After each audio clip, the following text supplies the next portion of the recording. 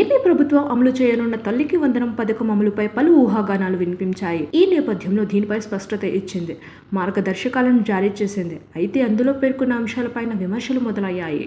ఎన్నికల ప్రచారంలో ఒక్క తల్లికి ఎంతమంది పిల్లలు ఉంటే అందరికీ పథకం అమలు చేస్తామని కూటమి నేతలు హామీ ఇచ్చారు. జీవోలో అందుకు భిన్నంగా ఉంది. విమర్శలు రావడంతో ప్రభుత్వం ఇప్పుడు దీనిపైన పూర్తి క్లారిటీ ఇస్తూ ప్రకటన జారీ చేసింది.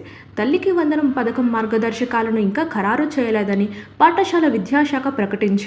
ఈ పథకం కింద 5,000 రావాలంటే ఇవే మార్గదర్శకాలు అంటూ సోషల్ మీడియాలో జరుగుతున్న తప్పుడు ప్రచారాన్ని నమ్మవద్దని కోరింది. తల్లికి వందనం పథకం విధి విధానాలు ప్రభుత్వం రూపొందించిన తర్వాత విడుదల చేస్తామని, అప్పటి వరకు ఎలాంటి అవాస్తవాలను నమ్మవద్దని సూచించింది. వైసీపీ అధికారంలో ఉన్న సమయంలో అమ్మఒడి పేరుతో బడులకు వెళ్లే పిల్లల తల్లుల ఖాతాలో నగదు జమ చేసింది.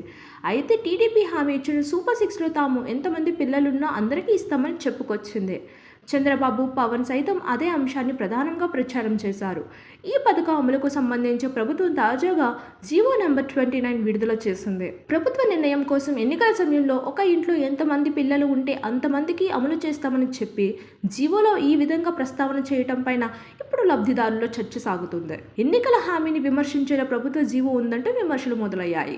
దీంతో విద్యాశాఖ తాజాగా స్పష్టత ఇస్తూ మార్గదర్శకాలు ఖరారు కాలేదని చెప్పుకొచ్చింది. దీని ద్వారా ప్రభుత్వం ఎన్నికల సమయంలో ఇచ్చిన హామీ మేరకే అమలు చేస్తారా, లేక ఏ విధంగా ఈ పథకం అమలులో ముందుకు వెళ్తారనే విధి విధానాలు ఖరారు ద్వారా స్పష్టత రానుంది.